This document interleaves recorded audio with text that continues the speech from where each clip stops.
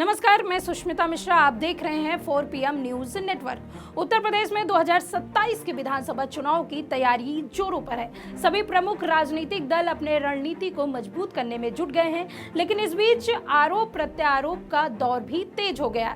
विपक्षी दलों ने भारतीय जनता पार्टी और योगी आदित्यनाथ की अगुवाई वाले प्रदेश सरकार पर तीखे हमले बोले हैं। सपा सांसद वीरेंद्र सिंह ने बीजेपी पर गरीब और दलित बस्तियों में शराब के ठेके खोलने का गंभीर आरोप लगाया है। तो वहीं असदुद्दीन ओवैसी ने भी हाल ही में पास हुए वक्फ संशोधन बिल को हिटलर की नीति से जोड़कर विवाद को और हवा दे दी है। सपा ने भी इस मुद्दे पर ओवैसी का समर्थन करते हुए बीजेपी को कटघरे में खड़ा कर दिया। वहीं यह सियासी जंग न केवल चुनावी मुद्दों को उजागर कर रहा है, बल्कि जनता के बीच भी चर्चा का विषय बन गया है।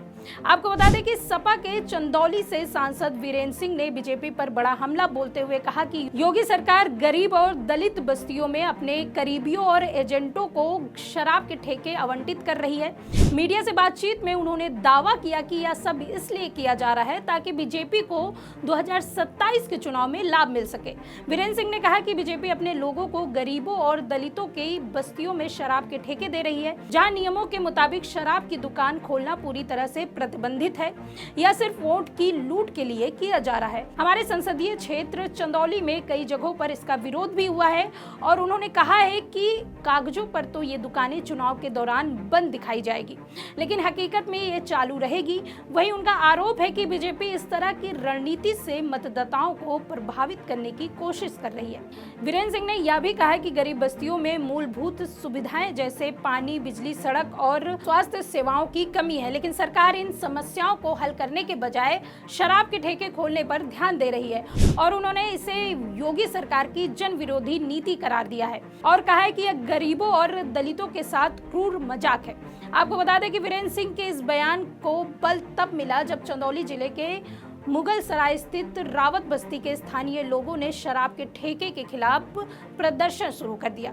प्रदर्शनकारियों का कहना है कि शराब की दुकान होने से इलाके में अपराध बढ़ रहा है, वहीं महिलाओं और बच्चों की सुरक्षा खतरे में पड़ रही है। एक प्रदर्शनकारी ने कहा कि पहले भी शराब के ठेके की वजह से कई घटनाएं हो चुकी हैं।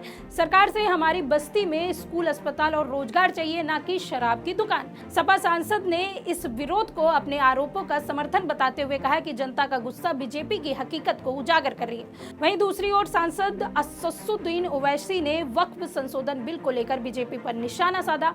हाल ही में उन्होंने लोकसभा में पास हुए इस बिल को ओवैसी ने हिटलर की नीति की तुलना करते हुए कहा कि यह मुसलमानों के अधिकारों पर हमला है और उन्होंने आरोप लगाया कि बीजेपी इस बिल के जरिए वक्फ संपत्तियों पर कब्जा करना चाहती है और अल्पसंख्यकों को दबाने की कोशिश कर रही है। ओवैसी ने लोकसभा बिल की कॉपी फाड़कर अपना विरोध दर्ज किया। इसके बाद बीजेपी ने उनकी आलोचना की थी।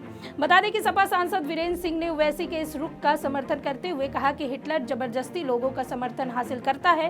बीजेपी ने भी नीतीश कुमार और चंद्रबाबू नायडू जैसे सहयोगियों की कमजोर नब्ज दबाकर इसे बिल को पास करवाया, लेकिन हम स्पष्ट करना चाहते हैं कि जब हमारी सरकार आएगी तो वक्फ संशोधन बिल पर जनता के हित में उचित फैसला लिया जाएगा।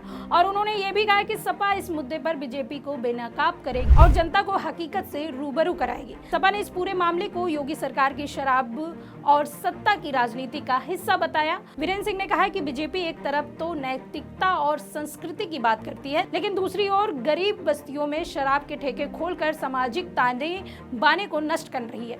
और उन्होंने योगी सरकार पर तंज कसते हुए कहा कि जो लोग बुलडोजर की सवारी करते हैं वे अब शराब के ठेके के जरिए वोट की फसल कटवाना चाहते हैं, लेकिन जनता सब देख रही है। 2027 में इसका जवाब जरूर मिलेगा। सपा ने भी यह आरोप लगाया कि बीजेपी ने पिछले चुनाव में भी इस तरह की गंदी रणनीति अपनाई थी। वीरेंद्र सिंह ने कहा कि चुनाव आयोग पर दबाव डालकर ईवीएम में गड़बड़ी से लेकर अब शराब के ठेके तक बीजेपी हर हथकंडा अपना रही है, लेकिन जनता अब जाग चुकी है। आपको बता दें कि उत्तर प्रदेश में 2027 का चुनाव नजदीक आते ही यह साफ है कि शराब के ठेके और वक्फ बिल जैसे मुद्दे सियासी मैदान में अहम भूमिका निभाएंगे। सपा और AIMIM जहां बीजेपी को घेरने की कोशिश कर रही है, वहीं योगी सरकार अपने फैसलों को जनहित में बता रही है। इस बीच चंदौली चंदौली जैसे इलाके में जनता का विरोध बीजेपी के लिए चुनौती बनता दिखाई दे रहा है, तो दूसरी ओर विपक्ष को भी अपनी रणनीति को मजबूत करना होगा ताकि वह जनता के बीच विश्वास हासिल कर सके।